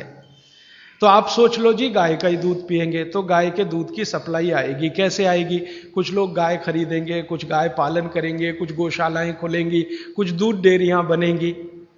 फिर आप बोलेंगे जी देशी गाय मिलेगी, मिलेगी क्योंकि 17 करोड़ अभी है, पूरी नहीं कट गई है, 17 करोड़ अभी है तो मिल जाएगी। और जितनी अच्छी गाय चाहिए उतनी अच्छी मिल जाएगी। आप कहेंगे जी देशी गाय का दूध कम होता है, ज्यादा दूध की गाय भी है, कम दूध की गाय। भगवान ने इस देश में बड़ा बैलेंस बनाया। ये बहुत दिन में मेरे समझ में आया कि जो गाय दूध कम देती है उसके बछड़े मजबूत बैल होते हैं और जिसका दूध ज्यादा है उसके बछड़े कुछ कमजोर बैल होते हैं। तो कम दूध देने वाली गाय बछड़ों के लिए है, ज्यादा दूध देने वाली गाय आपके लिए है। गाय सबको ध्यान रखती है तो आप ज्यादा दूध वाली भी गाय ले सकते हैं। इस देश में ऐसी गाय हैं, आप चलो तो मैं दिखाऊं, जो 65 लीटर दूध देती है एक दिन में। 65 लीटर। आपको चाहिए तो 1 लाख रुपए की है, महंगी नहीं है। 5 लाख की गाड़ी खरीद लेते हैं आप, 10 लाख की गाड़ी खरीद लेते हैं। 1 लाख की गाय क्या महंगी है? और वो गाय अगर आ गई तो आप देख के दंग रह जाएंगे। क्योंकि मैंने वो हरियाणा में देखी है, पंजाब में देखी है। 65 लीटर दूध है, एक आदमी निकाल नहीं पाता, 3 लगते हैं निकालने। हाँ, क्योंकि कितना निकालेगा। और मैंने देखा हरियाणा में जो लोग रखते हैं ना, उनके घर में 3 लोग उसका दूध दुहते हैं। और इतनी सीधी है वो कि बच्चा भी चाहे तो उसका दूध दुहने बैठ जाए। नहीं लात मारती, ना सींग मारती है, दूध बहुत है। खाना भी थोड़ा अच्छा है उसका, क्योंकि दूध इतना अच्छा है तो खाना भी अच्छा होगा। उसको एक चीज बहुत पसंद है जो आप खिलाएं तो, गन्ना होता है ना, गन्ना, उसके ऊपर का हिस्सा ये खिलाते जाओ, दूध उसका बढ़ता ही रहता, कम नहीं होता। पहली बार मां बनेगी, दूसरी बार दूध बढ़ते ही जाता। गन्ना खिलाते रहो बस उसको सबसे ज्यादा। ऐसी भी गाय इस देश में है जो 65 लीटर दूध देती है और ऐसी भी गाय है जो 1 लीटर दूध देती है, वो आपके आसपास है। लेकिन 1 लीटर वाली भी तिरस्कार मत करो, क्योंकि वो बछड़े जो देगी वो बैल बनेंगे अच्छे। तो बैल तो चाहिए हमें, क्योंकि ट्रैक्टर से खेती ज्यादा दिन कर नहीं पाएंगे। जो डीजल 100 रुपए लीटर हुआ तो क्या चलाएगा ट्रैक्टर किसान, तो बैल तो चलाना ही पड़ेगा। इसलिए देशी गाय कम दूध वाली, उसको आप तिरस्कार की दृष्टि से मत देखो, उसके बछड़े मजबूत बैल हैं। जो दूध ज्यादा देती है उसके बछड़े कुछ कमजोर होते हैं। मैंने वो करके देखा, कम दूध वाली गाय का बछड़ा बैल बनता है ना, तो 3 टन माने 3000 किलो माल आराम से 40 किलोमीटर तक बिना रुके लेके जाता है। और जो ज्यादा दूध देने वाली गाय है उसका बछड़ा 3 टन माल लेके जाएगा, लेकिन 3 जगह रुकेगा, रेस्ट लेगा, फिर चलेगा। और जो कम दूध वाली गाय का बछड़ा है वो स्पीड बहुत तेज है उसकी दौड़ने में, आप मुकाबला नहीं कर सकते घोड़े का उसके साथ। और जो ज्यादा दूध वाली गाय है उसका बछड़ा होता है बैल, लेकिन धीरे धीरे चलता है। तो हर एक चीज की अपनी अपनी विशेषता है।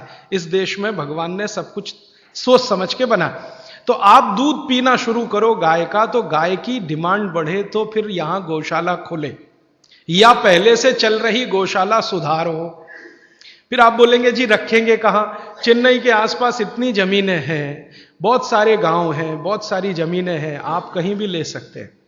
और ये विदेशी कंपनियां आके चेन्नई के आसपास जमीनें खरीद रही हैं, तो आप क्यों नहीं खरीद सकते गाय के लिए? तो आप सब मिलकर, मेरा तो ऐसा भावना है कि एक समिति बना लो या तो एक ट्रस्ट बना लो, 200-400, 500, 1000, 2000 गाय रख लो। संभालना कैसे वो मेरे जैसे लोग आपको बताते रहेंगे।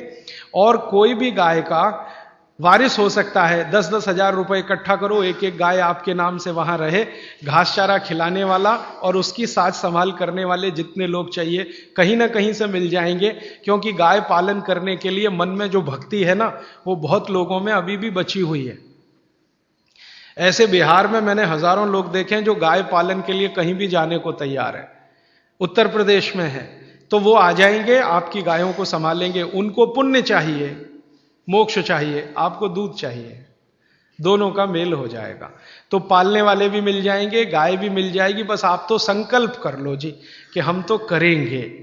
अब आप में से जो भी लोग दानवीर हैं, जो दान देते हैं, मैं कहता हूं गाय के लिए निकालो थोड़ा थोड़ा, और गाय के लिए थोड़ा थोड़ा निकाला तो पूरी व्यवस्था बन जाएगी। मैं तो आपको मेरे छोटे से गांव की जानकारी दे रहा हूं। मैं बहुत छोटे गांव में रहता हूं, सेवाग्राम उसका नाम है, गांधी जी का बसाया हो। तो गांधी जी का असर अभी तक उस गांव पर है। गांधी जी गाय को बहुत प्रेम करते थे, तो उस गांव के जितने भी किसान हैं वो गाय ही पालते हैं। मैं जिस छोटे से गांव में रहता हूं, उस गांव के आसपास के 40 गांव में 56,000 गाय है। आसपास के 40 गांव में 56,000 गाय। हर दिन 1-1.25 लाख लीटर दूध आता है, और जिसको चाहिए वो चला जाता है। फिर थोड़ा बच जाता है तो उस दूध से बिस्किट बनाते हैं, गाय के दूध का बिस्किट। हमारे यहां का खा लें तो आप सारे बिस्किट भूल जाएंगे। फिर वो बच जाता है तो फिर दही बना लेते हैं, दही का मट्ठा, मट्ठे से मक्खन बना लेते हैं, मक्खन से घी भी मिल जाता है। तो घी भी मिलता है वहां पे गाय के दूध का, मक्खन भी मिलता है, मावा मिलता है, मावा माने खोवा, फिर उससे पेड़ा बना लेते हैं, वगैरह वगैरह सब हो रहा है। और जो किसान ये गाय पाल रहे हैं उनके पास जमीन नहीं है ज्यादा, आप ध्यान दो इस बात को। किसी के पास 1 एकड़ 2 एकड़, लेकिन सब लखपति है गाय की ताकत से। जमीन ज्यादा नहीं है, जितनी है वो गाय के घास चारे के लिए ही पूर्ति है। लेकिन दूध और दूध की दूसरी चीजें जो वो दे रहे हैं, कुछ किसानों को तो ये बात इतनी समझ में आई है कि अब उन्होंने दूध देना बंद किया। वो कहते हैं जी दूध नहीं देंगे, आपको घी चाहिए तो ले लो, घी दे देंगे आपको शुद्ध गाय का, दूध नहीं देंगे। मैंने एक दिन पूछा भैया क्यों? तो उसने कहा ये जो दूध हम दे देते हैं तो हमारे पास कुछ नहीं बचता, जो घी देंगे तो मट्ठा तो बचेगा कम से कम। देखो कितनी इंटेलिजेंसी। वो आदमी यूनिवर्सिटी में नहीं गया, एग्रो इकोनॉमिक्स उसने कभी नहीं पढ़ा। वो कह रहा है कि जो दूध दे दिया तो मेरे पास तो कुछ बचता नहीं है, मैं मट्ठा तो बचा सकता हूं अगर घी दूंगा आपको। मट्ठा मैं पीऊंगा, मेरे बच्चे पिएंगे, बचेगा तो गाय पिएगी, घी आप ले जाओ। तब मुझे समझ में आया कि हमारे देश में कहते थे ना, दूध बेचा नहीं जाता, ऐसा कहते हैं ना पुराने लोग। दूध बेचना पूत बेचने जैसा है, बच्चे को नहीं बेच सकते तो दूध भी नहीं बेच सकते। तो वो शायद कहावत इसलिए बनी होगी कि आप अगर दूध बेचते रहोगे तो कुछ बचेगा नहीं, तो दूध बेचो मत। दूध की बनाओ दही, दही का बनाओ मट्ठा, मट्ठे से निकालो मक्खन, घी बेचो। तो घी बेचो तो भाव भी अच्छा है, 180 रुपए किलो तो हमारे यहां मिलता है, लेकिन वही घी बंबई जाता है तो 500 रुपए किलो बिक जाता है, बेंगलोर चला जाए तो 600 रुपए किलो भाव है, जर्मनी चले जाए तो 4000 रुपए किलो तक भाव मिल जाता है वही घी का। 180 से लेके 4000 रुपए किलो तक का रेट है गाय के देशी घी का, जर्मनी, वहां अमेरिका वगैरह वगैरह। उनको भी चाहिए, मिलता नहीं, क्योंकि उनके पास देशी गाय नहीं, जर्सी। तो मेरा मानना है गाय का आप थोड़ा पालन, उसका संरक्षण, संवर्धन शुरू कर दो। गौशाला बनाने का काम अगर यहां हो जाए तो आपकी गौशाला को पैसे की तो जरूरत पड़ेगी नहीं, दान के रूप में मैं आपको विनम्रता से कहता हूं, एक गाय जो दूध देती हो, साल की कमाई उसकी 2 लाख रुपए की है और खाने का खर्चा उसका 20,000 रुपए का है। तो 20,000 का खाना खाएगी, 2 लाख की इनकम है, दूध के रूप में, दही के रूप में, घी के रूप में, मक्खन के रूप में, मूत्र के रूप में और गोबर के रूप में, टोटल इनकम 2 लाख की। और जो बूढ़ी हो गई, दूध देना बंद करे तो भी साल की इनकम 1.25 लाख की है, तो भी खर्चा वही 20,000 का है। तो इनपुट कम है, आउटपुट ज्यादा है, इसलिए गाय का बिजनेस भी आप करें, दूध का, गाय से मतलब दूध का, दही का, मक्खन का, घी का, गोबर का आप शुरू कर दो। मैं आज बोल रहा हूं, 3 साल बाद सरकार बोलेगी इसी बात को कि गोबर गैस प्लांट लगाओ जगह जगह, सिलेंडर में गैस भरो और गाड़ियां चलाओ, डीजल हम ला नहीं सकते, पेट्रोल ला नहीं सकते, 150 रुपए लीटर है। तो इसलिए ये गोमूत्र से शुरू हुई आपके बीच की बात वहां तक पहुंचती है। और आप दूध पियोगे तो गाय बढ़ेगी, मूत्र का उपयोग करो दवा के लिए तो भी गाय बढ़ेगी, गोबर का उपयोग करो खेत में तो भी गाय बढ़ेगी। ये 3 तरीके से गायों को आप बचा सकते हैं और इनकी संख्या लगातार बढ़ा सकते हैं। यहां पर अपने निरंजन भाई हैं, ये और इनकी पत्नी गाय के सेवा में लगे हुए हैं। आपको कभी गोमूत्र की जरूरत हो तो इनसे ले लेना। अब मैं 5 मिनट में खत्म करता हूं कि गोमूत्र से और क्या क्या कर सकते हैं। हां, और क्या क्या, बागवती जी कहते हैं आंख के कोई भी रोग, आंख के सभी रोग कफ के रोग हैं जो आंख में हैं। जैसे मोतियाबिंद हुआ, यह कफ का रोग है, कैटरेक्ट जिसको आप अंग्रेजी में कहते हैं, ग्लूकोमा, ग्लूकोमा एक रोग है ना, काला पानी, काला। रेटिनल डिटैचमेंट एक रोग है जिसका तो दुनिया में कुछ भी इलाज ही नहीं है, रेटिनल डिटैचमेंट का ऑपरेशन भी नहीं है, उसका हो भी तो सक्सेस नहीं है। आप अमेरिका चले जाओ और किसी डॉक्टर को कहो रेटिनल डिटैचमेंट का, तो कहेगा ऑपरेशन कर सकता हूं, गारंटी नहीं है विजन आएगा कि नहीं। तो रेटिनल डिटैचमेंट, ग्लूकोमा, कैटरेक्ट, और आंखों में छोटी मोटी बीमारियां बहुत हैं, आंखें लाल होना, आंखों से पानी निकलना, आंखों में जलन होना। तो छोटी छोटी से लेकर सबसे खराब बीमारी रेटिनल डिटैचमेंट, ये सब गोमूत्र से ठीक होती है, क्योर होती है। शब्द पे ध्यान देना, कंट्रोल नहीं, क्योर होती है, जड़ से खत्म होती है। आप बोलेंगे जी क्या करें, बस इतना ही करना है कि देशी गाय का मूत्र कपड़े से छानकर एक एक बूंद आंख में डालें। आप में से किसी को चश्मा उतारना है अगर अपना, तो जरूर डालें। 3 महीने में आप लगातार डाल के देख लीजिए, नंबर बदल जाएगा और 1.25 महीने में चश्मा उतर जाएगा। ग्लूकोमा बिना ऑपरेशन ठीक होता है 4-4.25 महीने में। कैटरेक्ट अगर आपको डिसॉल्व करना है 6-6.25 महीने में ठीक हो जाता है। रेटिनल डिटैचमेंट को 1 साल लगता है, लेकिन लगातार गोमूत्र डालते रहिए, एक एक बूंद, बस इतना पर्याप्त है। आंखों में, बच्चों के कान बह रहे हैं, कान, आप जानते हैं छोटे छोटे बच्चों के कान में मवाद निकलता है, बस 2 या 3 दिन एक एक बूंद कान में गोमूत्र की डाल दीजिए, पूरा कान साफ हो जाएगा, मवाद निकलना बंद।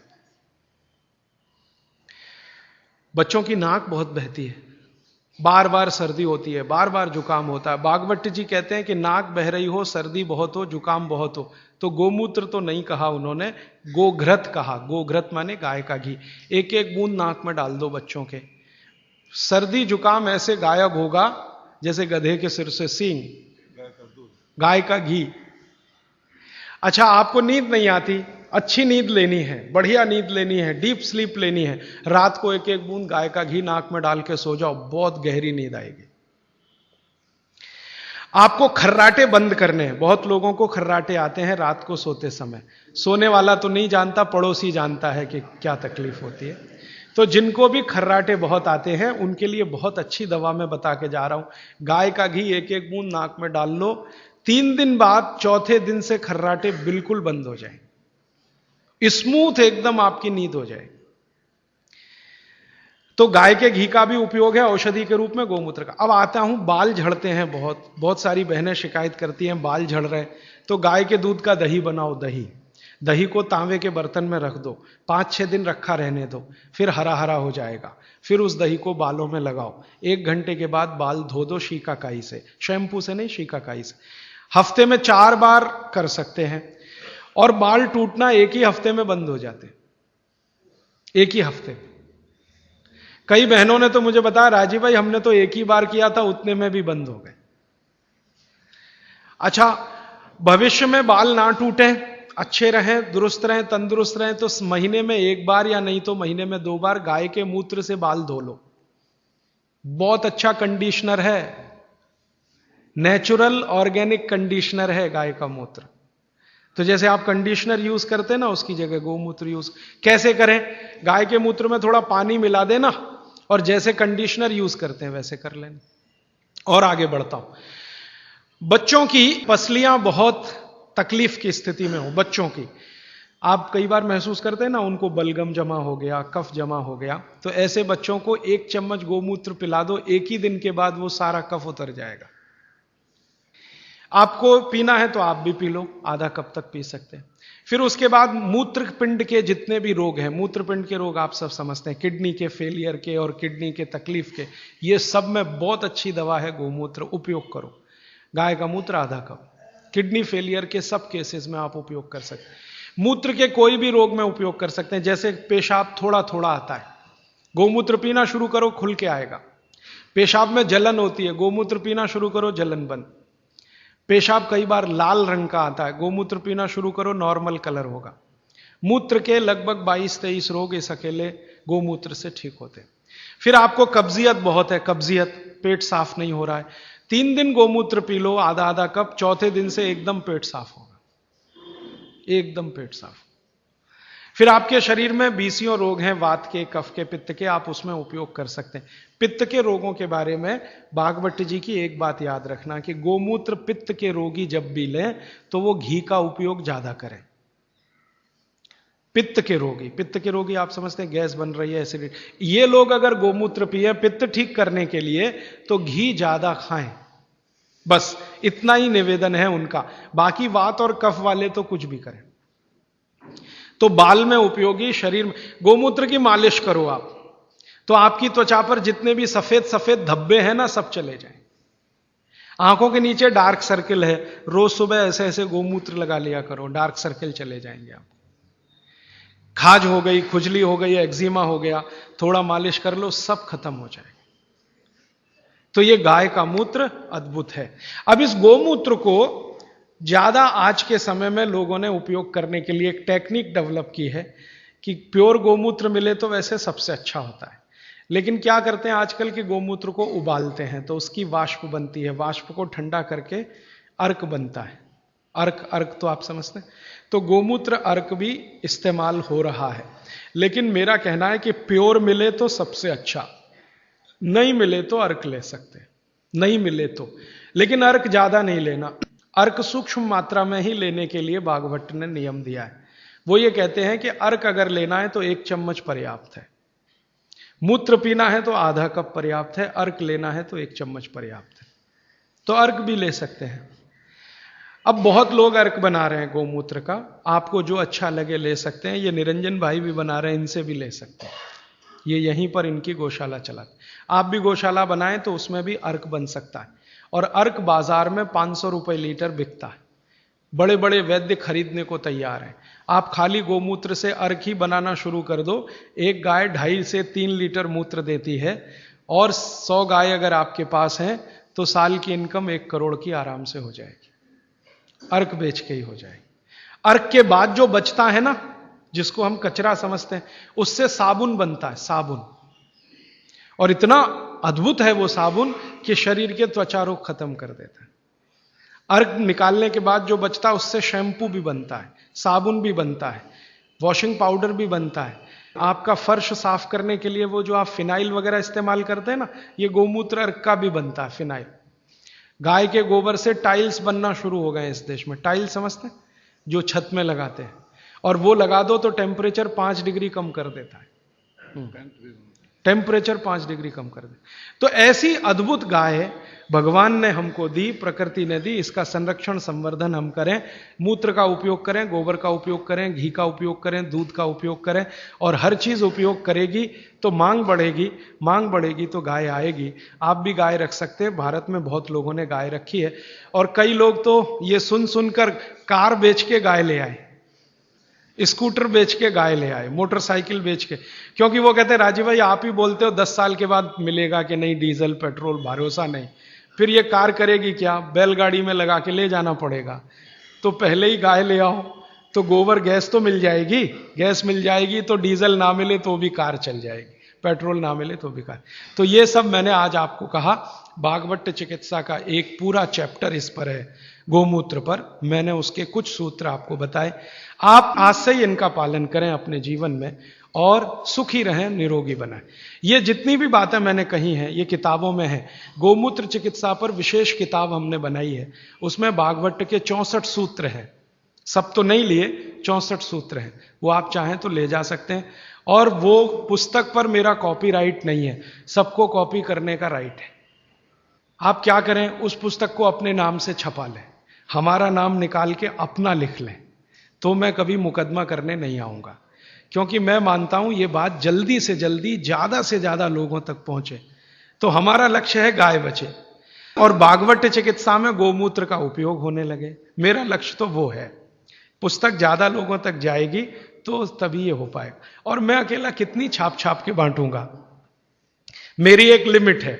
लेकिन सब अगर यही करने लग जाएं तो लिमिट टूटेगी, ज्यादा लोगों तक पहुंचेगा। इस पे सीडी भी बनाई है, पुस्तक भी है, आप चाहें तो ले लें। अभी प्रश्न आपके, आज समय थोड़ा ज्यादा ले लिया मैंने, माफ करिएगा जी। प्रश्न, एक सवाल यह है कि आपने कहा कि गोमूत्र में सबसे ज्यादा कर्क्यूमिन है, लेकिन हल्दी में भी कर्क्यूमिन है। हाँ, वो कल बात करने वाला ठीक है। हल्दी की बात कल आएगी।